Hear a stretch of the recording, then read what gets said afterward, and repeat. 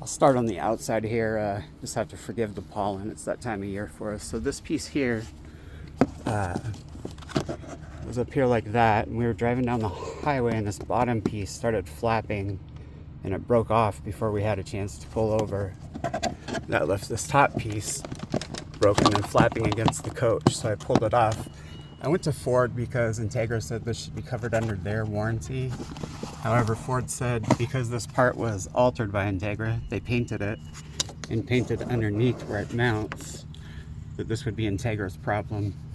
Entegra claims they don't remove this piece to paint, but Ford's stance is there's no way to get paint underneath this piece if it's not at least lifted away. I'm going to include this, leave it in the car.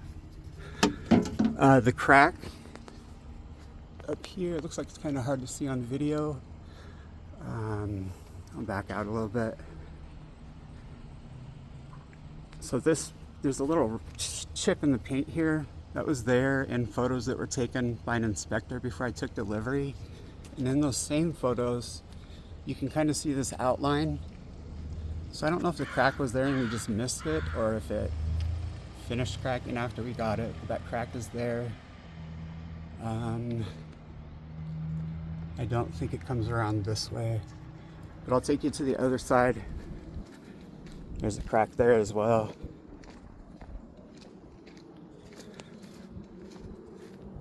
I think it's kind of hard to see in the sun, but it's cracked up in there, and it comes around this way, and it comes down through here a little bit behind this protective clear film. While we're on this side, I'll take you here to the water bay where there's a water leak. I'm hoping that the water leak is just coming from this missing clamp right here, because it is kind of dripping down and coming off the bottom of this. I haven't looked up in here to see if there's anything else up in there. Coming down the coach, I wanted to show you this. So we have this really nice clear sealant, but every once in a while there's this weird white sticky stuff. I'm not sure what that is. You can see it here too, the weird white sticky stuff. And we have this real nice clear sealant. And back here where the rear cap attaches, there's a section that doesn't have any sealant through here. And then they must have had some type of problem lining up the wall. As you can see, the side wall goes in that way. So we have a tight gap up here coming down to a wide gap, and then a wide gap coming down to a tight gap. So I don't know how these are built. I don't know if there's screws missing, but there's a gap in the sealant right there where it's not sealed at all.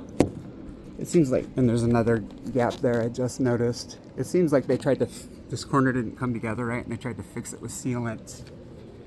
Coming around the back, I told you about this taillight being loose, but it's not just loose. It actually isn't sealed. When it gets wet, it fogs up on the inside, which we all know is a failure in the seal. So that light will probably need to be replaced. Back in the day, we'd stick them in the oven to reseal them, but considering I paid $250,000 for this thing, I think having a proper working taillight isn't too much of an ask. So coming up this side again, this side's nice and tight. Like you can see, the wall was properly attached over here. Again, we have this great clear sealant, and then we get into this weird sticky white stuff. And then there's a whole bunch of that weird sticky white stuff here. I don't know what that is or why it's there. And then we get all this beautiful clear sealant all the rest of the way down. One more thing on the outside that's kind of important. I come over to the front bumper. Sorry about that. Where is it at? These screws here, we have our bolts. We have one bolt on this side that doesn't have a nut on it. We have one missing bolt. And on this side we have three of the 4 bolts don't have nuts on them. They're just sitting in there. So this side has one bolt holding the bumper on. This side has two. Coming around to the door, as you know, the door doesn't close. I don't want to slam it too hard, but the door does not close. Standing back, you can see that there is a difference by about 1/8 of an inch in the gap between the door and the frame. It goes up, and right about here in person you can see ripples in the aluminum where it's been over tightened that way. This gap here is about 1/8 of an inch wider than the gap on the top and the gap on the bottom. I'll open the door. I was a machinist for a lot of years, so I know this aluminum is not easy to straighten, but you can see that it's been severely over tightened. Something weird going on with the seal here as well. Kind of sticks out right here. I don't know if that's helping to prevent the door from closing, but I can't push it in. Sometimes the door will close. Most of the time it will not. So I have to put a bungee on it. Also, this bottom strap broke off, and it bent the ball here, and it bent the ball there. But the door is obviously a huge concern because I mean, it needs to close. It's a door, and it doesn't. So I don't know if it needs a new door frame. A lot of this stuff just seems like it's quality control or a lack thereof coming from Entegra. On the inside, this is really minor, but again, when you spend $250,000 on something, I think it matters. On the base of the wall there's a piece of trim at the bottom. That piece of trim is not on the base of the wall here. The base of the wall here has got trim, so there's trim everywhere except for that spot right there. Another thing, I don't know if this can be adjusted, but the TV lift, when you lower it, there's a gap here. It's flat over here, flush I should say, and there's about 1/4 of an inch that it dips down, and then it's flush here. It can kind of be played with to make it flat in the front, but I don't know if that can be adjusted or not. Huge concern is the shower.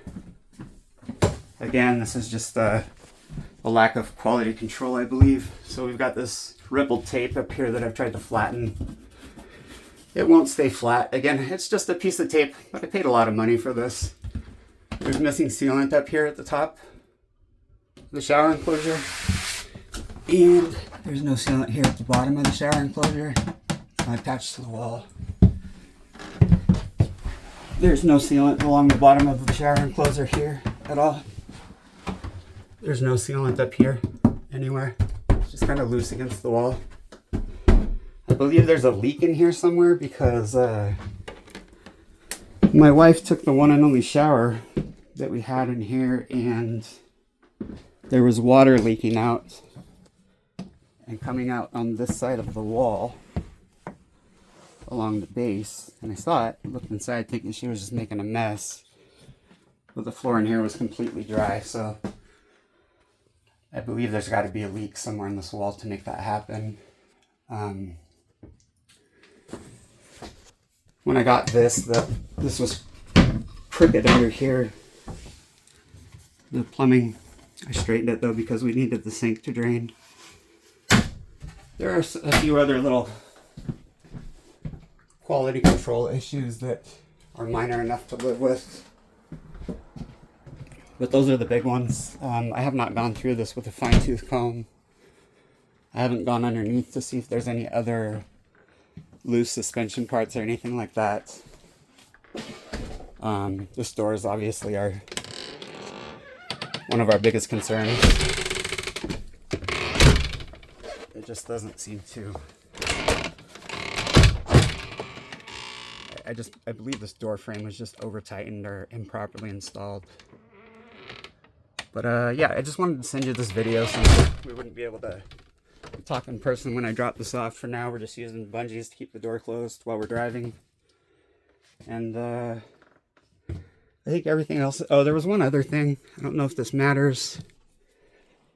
There's a bit of a gap here behind the wall where it attaches to the chassis, and there's not a gap over on this side. I don't know if that's an indication of anything or just a poor fitment. But otherwise, aside from that, everything seems to be pretty good. There's some cabinets that are not aligned, but that's easy enough to take care of myself. But yeah, our biggest concerns are this front cap and why that happened. Looking at the back cap and the way that it was improperly installed on the driver's side, it just makes me wonder, are we maybe missing screws? I don't know exactly how these go together. And once it's fixed, you know, avoiding this in the future. And this door, I don't know if it's supposed to have, but it has no sealant on either side.